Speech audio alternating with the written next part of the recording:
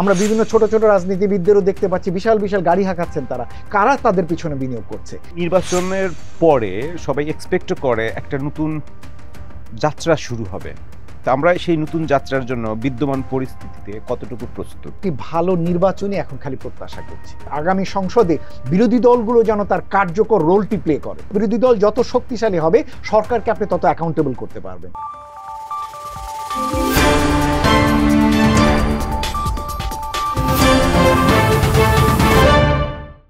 প্রিয় দর্শক, টিবিএস এর নিয়মিত আয়োজন রোড টু ইলেকশন আপনাদের স্বাগতম। আমাদের সাথে আজ অতিথি হিসেবে আছেন সিপিডির গবেষণা পরিচালক অর্থনীতিবিদ খন্দকার গুলাম মোয়াজ্জেম। খন্দকার গুলাম মোয়াজ্জেম, আপনাকে আমাদের স্টুডিওতে স্বাগতম। ধন্যবাদ আমাকে। আপনি কেমন আছেন? আমি ভালো আছি।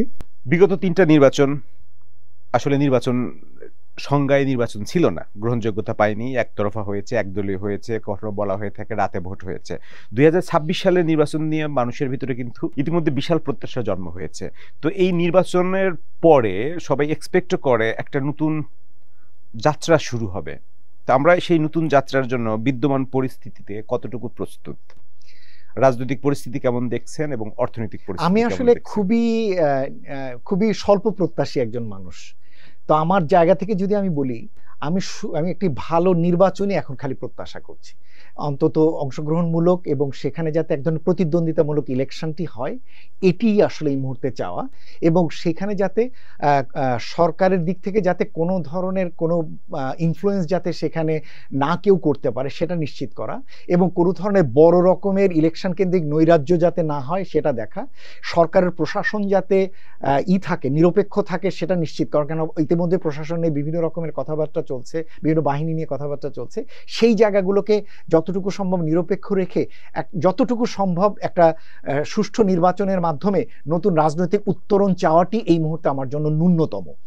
এরপরে যেটা আমি চাইবো সেটা হলো এই মুহূর্তে তারা যে দলগুলো যে অঙ্গীকার করেছেন জুলাই সনদের মাধ্যমে, সেই জুলাই সনদের অঙ্গীকারের মাধ্যমে যখন গণভোট থেকে তারা কিছু অঙ্গীকার নিয়ে যাবেন, সেগুলোর থেকে যেগুলো তাদের পক্ষে করণীয় তারা সময় নিয়ে করুন, কিন্তু সেগুলো যদি তারা কিছুটা মেনে চলেন, সব হয়তো তারা মানবেন না, কিছুটাও যদি মানেন সেটাও আমাদের জন্য কিছুটা প্রাপ্তি হিসেবে। এটা যেমন জনগণের এক্সপেকটেশনের কথা বলছেন, আমাদের অর্থনীতিও তো একটা কিছু এক্সপেক্ট করে। হ্যাঁ, অর্থনীতির এক্সপেকটেশনটা, আমাদের অর্থনীতির এক্সপেকটেশন হলো যে দ্রুত যাতে যে উত্তরণের বিষয় রিকভারি যেটি হচ্ছিল, এই রিকভারির কাজটি যেন দ্রুত শেষ করে, নতুন গণতান্ত্রিক সরকার এসে যেন রিকভারির কাজটি যেন দ্রুত শেষ হয়, এবং এখানে যাতে আবার নতুন করে বিনিয়োগের পরিবেশ আসে। এই মুহূর্তে দেখুন বিনিয়োগের ক্ষেত্রে যে স্থবিরতা, এটা রাজনৈতিক অস্থিরতা অনিশ্চয়তা জনিত। সেটা আমরা আশা করছি যে গণতান্ত্রিক উত্তরণ হলে দেশি বিদেশি বিনিয়োগগুলো আবার নতুন করে চাঙ্গা হবে, সেটা আমাদের কাছে একটা বড় প্রত্যাশা। কারণ এই বিনিয়োগগুলো চাঙ্গা হলে যেটা হবে, কর্মসংস্থানের সুযোগ তৈরি হবে, নতুন করে উৎপাদন কাঠামোতে আসবে, এটার যে নেটওয়ার্ক ইফেক্ট যেটা আমরা অর্থনীতিতে চাই, এক খাত আরেক খাতকে প্রভাবিত করে, এটা আবার নতুন করে শুরু হবে। সেই ধরনের একটা বড় প্রত্যাশা কিন্তু অর্থনীতির দিক থেকে জনগণের রয়েছে। কর্মসংস্থানের সৃষ্টি হলে মানুষের আয় বাড়বে, সেখানে দারিদ্র্য বিমোচনের আবার নতুন গতি পাবে।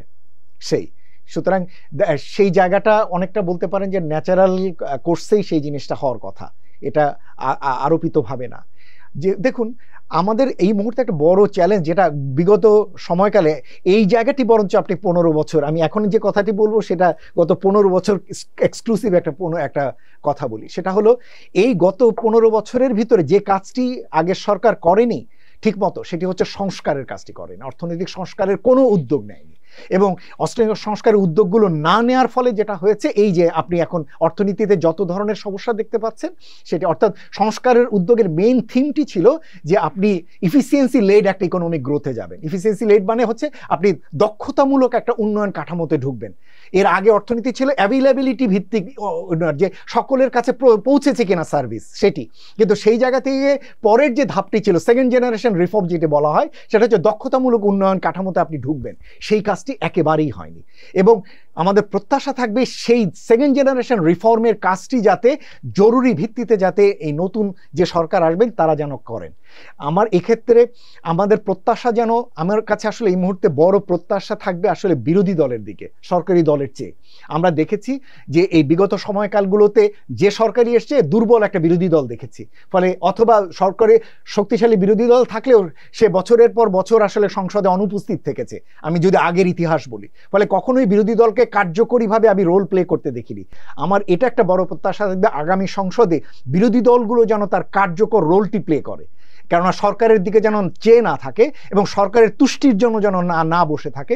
যত বিরোধী দল যত শক্তিশালী হবে সরকারকে আপনি তত অ্যাকাউন্টেবল করতে পারবেন এবং সরকারের মাধ্যমে যে ধরনের সংস্কারগুলো চাওয়া অথবা যেগুলো কমিট করা হয়েছিল সেগুলো তাকে স্মরণ করিয়ে দিতে পারবেন, এগুলো তাকে বাধ্য করতে পারবেন। সুতরাং ওই প্রত্যাশাটি থাকবে যে আমরা যাতে শুধু সরকারের দিকে না তাকিয়ে থাকি, আমরা যাতে বিরোধী দলগুলোর একটা শক্তিশালী কাঠামো এটা যাতে নির্বাচন পরবর্তীকালে প্রত্যাশা করি। নির্বাচন ফেব্রুয়ারিতে হওয়ার কথা, ফেব্রুয়ারিতে হবে। নির্বাচন উপলক্ষে এখনই আপনার মাঠে প্রচারণা শুরু হয়ে গেছে। আপনি নিঃসন্দেহে খেয়াল করেছেন যে কোথাও কোথাও হাজার হাজার বাইক নিয়ে শোডাউন হচ্ছে, বিশাল বিশাল শোডাউন হচ্ছে, 5,000 6,000 বাইক। এখানে তো আপনার প্রচুর অর্থ খরচ হচ্ছে। তাহলে নির্বাচনে আমাদের এখানে বলা হয়ে থাকে যে আসলে টাকার খেলা, এবং অনেকেই বলে থাকেন যে এটা এক ধরনের ইনভেস্টমেন্ট। নির্বাচনে আইনি বলা হচ্ছে সর্বোচ্চ ব্যয়ের সীমা 25 লাখ টাকা, কিন্তু কোটি কোটি টাকা খরচ হওয়ার রেকর্ড এখানে আছে। টিআইবি বিভিন্ন সময়ের গবেষণাও সেগুলো আসছে।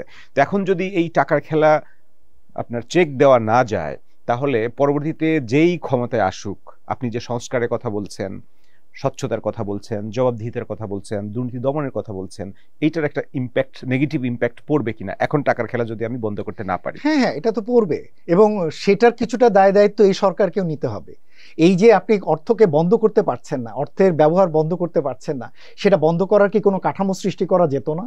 যেমন আমাদের একটা বড় প্রত্যাশা ছিল সিভিল সোসাইটির পক্ষ থেকে, যে সেটা হলো যে দেশের ভিতরে একটা ইন্টিগ্রেটেড ফাইন্যান্সিয়াল ট্রানজ্যাকশন সিস্টেমে আপনি যাবেন, যাতে যে কোনো ধরনের ট্রানজ্যাকশন হলে সেগুলোকে যাতে ব্যাংকিং হোক, ব্যাংকের বাইরে হোক, সমস্ত টিন বিন নম্বরের মাধ্যমে সেগুলো যাতে আপনি ট্রেস করতে পারেন, ট্র্যাক করতে পারেন।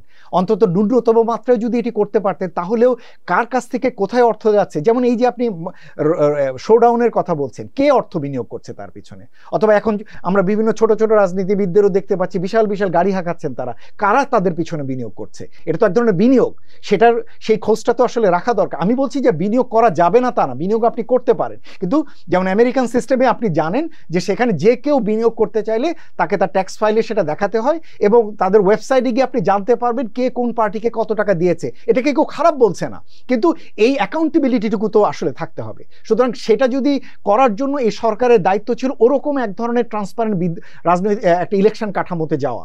কিন্তু দুর্ভাগ্য যেটা হয়েছে, সরকার ইলেকশনের বাইরেও এত ধরনের এজেন্ডা হাতে নিয়ে ফেলেছে, যেটা আমার কাছে মনে হয়েছে যে মূল যে এখন যে একটা গুরুত্বপূর্ণ জিনিসটি হবে যে পরবর্তীতে কালে একটা জায়গায় অন্তর্ভুক্তিমূলক নির্বাচনের মাধ্যমে একটি সুষ্ঠু জবাবদিহিমূলক একটা সরকার যাতে আসে, সেটার জন্য যে ধরনের কাঠামো তৈরি করা, অর্থের ব্যবহার কমানো বা অর্থের লেনদেন কারা করছে সেদিকে ট্রেস করা, এই কাজগুলো, গুরুত্বপূর্ণ কাজগুলো আসলে করার মতো এখন কোনো ইনস্ট্রুমেন্টই সরকারের হাতে নেই। ফলে সরকার ঘোষণা করেছেন, কিন্তু এগুলো আসলে মানার কোনো কিছু থাকবে না। এই যে বলা হয়েছে কোনো পোস্টার ছাপানো যাবে না, আরপিওতে বলা হয়েছে, যদিও আমি এটার পক্ষে না। আমি মনে করি যে পোস্টার ছাপানোর সুযোগ করে দেওয়া উচিত, কেননা বাংলাদেশের মানুষ এখনো ব্যক্তির মুখ দেখে, মার্কা দেখে এখনো ভোট দেন, এখনো অনলাইন ভিত্তিক সোশ্যাল মিডিয়া দেখে যে অনেক বেশি মানুষই করছেন তা না। সুতরাং এটা আমার কাছে মনে হচ্ছে যে কিছুটা বায়াসড একটা ডিসিশন হয়েছে, এটা দেওয়া উচিত ছিল। কিন্তু সবচেয়ে গুরুত্বপূর্ণ বিষয় হলো যে অর্থের ব্যবহার, এবং এইখানে যে অর্থের বিভিন্ন রকমের ব্যবহার এখানে হতে পারে। একটা হচ্ছে একজন প্রার্থীকে জেতানো, আবার একজন প্রার্থীকে হারানোর জন্য হয়তো অর্থের ব্যবহার হতে পারে। সে কারণে হচ্ছে যে একদিক থেকে আমার কাছে মনে হয় যে কোনো কোনো ক্ষেত্রে সব রাজনৈতিক দলকে যদি এখানে অংশগ্রহণের সুযোগ দেওয়া হতো এবং সেখানে যদি অর্থের ব্যবহারগুলোকে যদি কন্ট্রোল করা যেত, তাহলে ইলেকশনের ক্ষেত্রে আপনি হয়তো আরো বেশি মানে পার্টিসিপেটরি এবং অনেক বেটার এক ধরনের রেজাল্ট আপনি তাহলে যে ব্যবস্থায় যে যত ব্যয় করতে পারবে তার জেতার সম্ভাবনা তত বেশি, জেতার সম্ভাবনা বেড়ে যায়। এই ব্যবস্থায় একটা ফ্রি ফেয়ার নির্বাচন যেটা বলা হয়, লেভেল প্লেইং ফিল্ড, সেটা কি পসিবল? পসিবল তো। আমাদের ঐতিহাসিক বিচারে আমরা 2009-এর ইলেকশনটাকে ভালো ইলেকশন বলি না, 2008-এর ডিসেম্বরে এসে ভালো ইলেকশন বলি না? ওই সময়ে কি এই সময়ের চেয়ে টেকনোলজিক্যালি অনেক বেশি ভালো অবস্থা ছিল? ছিল না তো, অনেক দুর্বল। মানে আমি যদি সরকারের আর্থিক সামর্থ্যের কথা যদি বলি, নির্বাচন কমিশনের আর্থিক ব্যয়ের কথা বলি, সামর্থ্যের কথা বলি, প্রযুক্তির কথা বলি, অনেক অনেক বেশি তারা ছোট ছিল, দুর্বল ছিল তুলনামূলকভাবে। কিন্তু কেন তারা পেরেছিল? Because of the good intention. আপনি এজেন্ডা ঠিক করেছেন যে আপনার একটাই এজেন্ডা, আপনি ইলেকশনটাকে ঠিক করবেন, ভালো করবেন, এবং সেই অনুযায়ী আপনি করেছে ভোটার আইডি কার্ড ঠিক করেছেন, এনআইডি যেটা খুবই ভালো সে সময় একটা কাজে দিয়েছে, সেটা করেছেন। কিন্তু এখন পর্যন্ত আমরা সমস্ত ধরনের বাহিনীগুলোকে, সব ফোর্সগুলোকে কিন্তু নির্বাচনের জন্য এখন ফুললি ইন্টিগ্রেটেড করতে পারেনি। সকলের ভিতরে এখনো দোদুল্যমানতা, এক ধরনের রয়েছে, জনগণের ভিতরেও, সরকারের ভিতরে, বাইরেও রয়েছে। এই জায়গাগুলো দায়িত্ব কিন্তু সরকারের, এবং এই ক্ষেত্রে যদি এজেন্ডা যদি আপনার খুব ফিক্স থাকতো এবং আপনি যদি সেই এজেন্ডা ধরে এগুতেন এবং সেইভাবে যদি আপনার পারিষদ মণ্ডলকে সেভাবে রেডি করতেন এবং সেইভাবে যদি ফুল কাঠামোটা নিয়ে যেতেন, তাহলে আমার ধারণা যে 2009-এর মতো একটা ইলেকশন হওয়া সম্ভব। তাহলে সেটা যেহেতু হয়নি, এখন নির্বাচন কেন্দ্রিক যে রাজনীতি দেখা যাচ্ছে, এই রাজনীতির লক্ষণ খুব বেশি ভালো অনেকের কাছেই মনে হয় না। তাহলে আমরা যদি ওই আপনার ডিবেটে যাই যে খারাপ রাজনীতি কি খারাপ অর্থনীতির জন্ম দিবে, বা খারাপ অর্থনীতি খারাপ রাজনীতির জন্ম দিবে? আপনাকে উল্টোটা, বরঞ্চ উত্তরটা এভাবে দেই। উত্তরটা হচ্ছে গণতন্ত্রের যে কোনো কাঠামোই অর্থনীতির জন্য প্রাথমিক শর্ত। সুতরাং এটা যেন আমরা কখনো প্রত্যাশা না করি যে খারাপ রাজনীতি খারাপ অর্থনীতির জন্ম দিবে, সুতরাং আমার খারাপ অর্থনীতির চেয়ে বরঞ্চ অগণতান্ত্রিক একটা ব্যবস্থায় থাকা দরকার। আমি মোটেই এটার পক্ষপাতী না। আমি মনে করি যে গণতান্ত্রিক ব্যবস্থায় এই যে ভঙ্গুরতা, এটা দীর্ঘমেয়াদে একটা দেশের জন্য ক্ষতিকারক। এই মানে স্বাধীনতা উত্তরকালে যে 6 বার আমাদের এখানে যে ভঙ্গুর হয়েছে, 75, 81, 91, 96, 2006 এবং 2018, এই যে 6 বা 7 বার, এগুলো আসলে সামগ্রিকভাবে দেশের কাঠামোটিকে দুর্বল করেছে।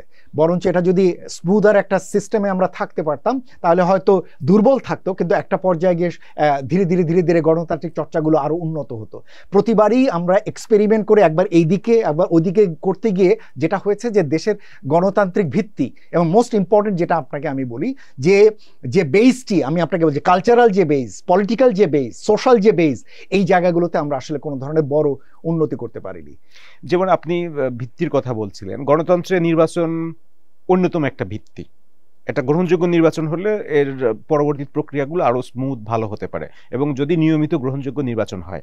আমাদের এখন পর্যন্ত নির্বাচন হয়েছে 12টা নির্বাচনের মাধ্যমে যদি গ্রহণযোগ্যতার কথা আমরা বলি, তাহলে 4টা নির্বাচন গ্রহণযোগ্য ছিল। আমি আপনাকে সাল মেনশন করে বলতে পারি, 1991 সালে প্রথম বাংলাদেশ একটা গ্রহণযোগ্য নির্বাচনের স্বাদ পেয়েছিল এরশাদের স্বৈরতন্ত্রের পতনের পরে। এরপরে নির্বাচন হলো 1996 সালে জুন মাসে একটা, তারপরে 2001-এ একটা, 2008-এর পর থেকে লম্বা সময় 24 সাল পর্যন্ত, এই লম্বা সময়ে কিন্তু গ্রহণযোগ্য নির্বাচন করার আমাদের কোনো অভিজ্ঞতাও নাই, গ্রহণযোগ্য নির্বাচন হয়ওনি। তাহলে আমাদের রাজনীতি এবং অর্থনীতি, এই যে গ্রহণযোগ্য নির্বাচন না হওয়ার একটা পরিবেশেই তো আপনি বড় হয়েছে বা বেড়ে উঠেছে, কাঠামোটা গড়ে উঠেছে। এই কাঠামোর উপর ভিত্তি করে আপনি আগেও যেটা বলছিলেন যে সোনার পাথরবাটি এক্সপেক্ট করে লাভ নেই, তাহলে এই কাঠামোর উপর ভিত্তি করে আমরা আসলে কতটুকু প্রসিড করতে পারবো? আমাদের স্বপ্ন আছে কিন্তু অনেক বড়, এলডিসি গ্র্যাজুয়েশন আছে, আবার আমরা আপার মিডল ইনকাম কান্ট্রি হতে চাই, আমরা অ্যাডভান্স ইকোনমিক কান্ট্রি হতে চাই, বাট এই কাঠামোর বিদ্যমান কাঠামোর উপর ভিত্তি করে আমাদের এই বিদ্যমান কাঠামোকে রেখেই আমাদের হাঁটি হাঁটি পা করে এগোতে হবে। প্রতিবারই যখন ভাঙি তখন আমরা আবার শিশু হয়ে যাই। সুতরাং শিশু থেকে আবার দাঁড়ানোর কাজ শুরু হয়। সুতরাং যেটা 24-এ হয়েছে তাতে আমরা আবার শিশু হয়ে গিয়েছি, আবার দাঁড়ানোর কাজ শুরু হয়েছে। সুতরাং এটা যেন ভাবা না হয় যে নির্বাচন যথাসময়ে না হয়ে এই সরকারের মাধ্যমে যেহেতু কোনো চেঞ্জ আসলে সেটা আবার কতটুকু করবে সেটা আমরা জানি না, সুতরাং আচ্ছা এটাই চলুক। তাহলে মনে রাখবেন যে এই শিশু এক অপরিণত শিশু হিসেবে সামনে এগোবে। সেটা মোটেই দীর্ঘমেয়াদে যুবক বা আপনি যে ধরনের একটা শক্ত তেজি দেশ আশা করেন, শক্ত গণতান্ত্রিক ভিত্তি আশা করেন, সেটা জন্য কখনোই পথ রচনা করবে না। সুতরাং আমাদের কাজই হবে আর একটি নির্বাচন দিয়ে আবার ওইদিকে ফেরত যাওয়া। এটা আমার সামনের দিনে ভাবা দরকার নেই যে হ্যাঁ সামনে কি অনিশ্চয়তা রয়েছে, সবসময় অনিশ্চয়তা থাকবে, কিন্তু দেখা যাবে যে এই দোদুল্যমানতার ভিতর থেকেই হয়তো আপনি আস্তে আস্তে আস্তে আস্তে ফিরে আসবেন। এবং সেজন্য আমি আপনাকে বলছিলাম যে যদি 75-এর যদি ওই হতো হত্যাকাণ্ড যদি না হতো, তাহলে হয়তো আপনি হয়তো সে সময় বাকশাল দেখেছেন, হয়তো বাকশালের একটা পরিণতি আমরা চিন্তা করছিলাম যে হ্যাঁ, কিন্তু হয়তো সেখান থেকে যদি ওটা অব্যাহত থাকতো তাহলে দেখা যেত সেখান থেকে আবার একসময় পিপলস রেভলিউশন করে আবার হয়তো গণতন্ত্রে যাওয়ার একটা প্রক্রিয়া শুরু হতো, কিন্তু তা না করে ওই যে একটা করে ব্রেক তৈরি হয়েছে প্রতিবারই, একবার এইভাবে আরেকবার ডিক্টেটরশিপ দিয়ে মিলিটারি দিয়ে আবার গণতন্ত্রে, আবার গণতন্ত্রের মধ্যে আবার তত্ত্বাবধায়ক, সেখানে আবার দুর্বলতা, এই যে বারবার এক্সপেরিমেন্ট, এটা আসলে মোটেই খুব একটা ইতিবাচক না। সবচেয়ে আমি একটা দুর্বল একটা কথা বলে শেষ করি, তত্ত্বাবধায়ক সরকার হয়তো আপনার কাছে মনে হতে পারে একটা ভালো ব্যবস্থা, কিন্তু তত্ত্বাবধায়ক সরকার ব্যবস্থাটা কিন্তু এটা ইঙ্গিত করে যে আমি আপনাকে বিশ্বাস করি না, এটা ইঙ্গিত করে আপনার রাজনৈতিক সংস্কৃতি আপনার রাজনৈতিক সংস্কৃতি ভালো না, আপনি যাই করেন আপনি খারাপ করেন। এই যখন মানুষের সাথে মানুষের মৌলিকভাবে যখন এই অবিশ্বাসের কাঠামো থাকে, ওইভাবে ওই ধরনের একটা কাঠামোতে আপনি কিন্তু কখনোই ভালো পাবেন না। একটা পর্যায়ে দেখবেন তত্ত্বাবধায়ক সরকার নিয়েও প্রশ্ন আসবে, এসেছিল না, এসেছিল তো জরুরি অবস্থা সরকার সময় হয়েছিল তো, সেটা নিয়ে প্রশ্ন এসেছিল বলে আবার এরকম 2009 আসলো, 8 আসলো, তাই না, এটা 6 আসলো, চেঞ্জ আসলো। ঠিক একইভাবে আমরা পাকিস্তানের তত্ত্বাবধায়ক সরকারের অনেক প্রশংসা করেছিলাম না, সেই জায়গাতেও আমরা দেখেছি যে মিলিটারি ইনফ্লুয়েন্স করে কিভাবে কোন বিচারককে আনতে হবে না হবে, সেখানেও সেই প্রসেসটা বাইরে থেকে ইনফ্লুয়েন্স সেখানে হয়েছে। সুতরাং যতক্ষণ পর্যন্ত না আমরা পারস্পরিক বিশ্বাসের কাঠামোর ভিত্তিতে গণতান্ত্রিক কাঠামোতে যেতে পারবো না, অর্থাৎ আমি একই সাথে আপনার সমালোচনা করব, আবার একই সাথে আমি আপনার অধিকার নিশ্চিত করব, এটি যতক্ষণ পর্যন্ত নিশ্চিত না করতে পারবো, ততক্ষণ পর্যন্ত যত ভালো কাঠামোই আপনি নিয়ে আসেন, এই কাঠামো কখনোই আসলে আপনাকে দীর্ঘমেয়াদে ভালো ফল দেবে না। তাহলে যতক্ষণ পর্যন্ত আমি রাজনৈতিক সংস্কৃতি, রাজনৈতিক কাঠামো বেটার করতে না পারবো, আমি ভালো অর্থনীতি এক্সপেক্ট করব কিভাবে? আমাদের প্রথম কাজ হলো অর্থনীতির এই যে যতক্ষণ পর্যন্ত যেটা বলছেন না, এটা আসলে যতক্ষণ পর্যন্ত না, এটা একটা চলমান প্রক্রিয়া। আমার এই রাজনৈতিক গণতান্ত্রিক এই প্রক্রিয়াটা এইভাবেই ধীরে ধীরে ধীরে ধীরে আন্দোলন, প্রত্যাশা, ব্লকেড, তারপরে ঘেরাও, এইভাবে করে করে আগানোর জিনিস। এই ভূখণ্ডের ইতিহাসই তাই। কারণ এই মনে রাখবেন যে এই ভূখণ্ডের ইতিহাস কিন্তু হচ্ছে ব্রিটিশ বিরোধী জায়গা থেকে শুরু, এবং এই ভূখণ্ডের মানুষের ইতিহাসই হলো সারা জীবনই কিন্তু এই ভূখণ্ডের মানুষকে বহিঃশত্রুর বিরুদ্ধে দাঁড়াতে হয়েছে, এবং দাঁড়িয়ে দাঁড়িয়েই কিন্তু তৈরি হয়ে হয়ে হয়ে হয়ে এখানে এই কাঠামোটি এসছে। সুতরাং আমাদেরকে এইভাবেই এগুনোটার মানসিকতা থাকা দরকার। আমরা যেন হুট করে বাইরে থেকে চাপিয়ে দেওয়া কোনো একটা ভালো সিস্টেম, মার্কিন সিস্টেমটা খুব ভালো, আমি আপনার এখানে এর আগের বার এসে বলেছিলাম যে আমি আসলে মোটেই এই দ্বিকক্ষ বিশিষ্ট পার্লামেন্টের পক্ষে না, কেননা এটা আবার মনে হচ্ছে বাইরে থেকে চাপিয়ে দেওয়া কিছু, এবং এখান থেকে ভালো কিছু পাওয়া যাবে না। এই যে জিনিসগুলো, এটা এখনো আমার কাছে মনে হয় যে আমরা একটু বেশি প্রত্যাশা করছি। আমাদের আসলে এই গণতান্ত্রিক চর্চা থেকে আমরা যাতে কখনো বিচ্যুত না হই। তাহলে অর্থনীতি, তাহলে এর মাধ্যমে আপনি ধীরে ধীরে ধীরে ধীরে অর্থনৈতিক কাঠামোতে ধীরে ধীরে আপনি পরিবর্তন দেখবেন। আমরা যেন একবারে অনেক বেশি প্রত্যাশা না করি, আমরা যাতে একবারে একটা স্টেপ নিই। আমরা যাতে অন্তত এই মুহূর্তের স্টেপটি হচ্ছে একটি সুষ্ঠু নির্বাচন হওয়া, এবং তার মাধ্যমে গণতান্ত্রিক উত্তরণটি নিশ্চিত করা, এবং তারপরের স্টেপটি হতে পারে ঠিক আছে নতুন সরকার, নতুন বিরোধী দল, নতুন সংসদ কিভাবে এই সরকারকে অর্থনৈতিক কাঠামোতে কিভাবে সুচারুভাবে চালু করার ব্যাপারে এক ধরনের অ্যাকাউন্টেবল একটা সিস্টেম, অর্থনৈতিক গণতন্ত্রায়ন তখন কিভাবে যেতে পারে সেটার চেষ্টা করা। খন্দকার গোলাম মোয়াজ্জেম, আমাদের সময় দেওয়ার জন্য আপনাকে ধন্যবাদ। আপনি ভালো থাকবেন, সুস্থ থাকবেন, নিরাপদে থাকবেন। টিবিএসকেও ধন্যবাদ জানাচ্ছি আমাকে আমন্ত্রণ জানানোর জন্য। প্রিয় দর্শক, আজ এ পর্যন্তই। আমাদের সাথে থাকার জন্য আপনাদেরকেও ধন্যবাদ। আপনারা ভালো থাকবেন, সুস্থ থাকবেন, নিরাপদে থাকবেন।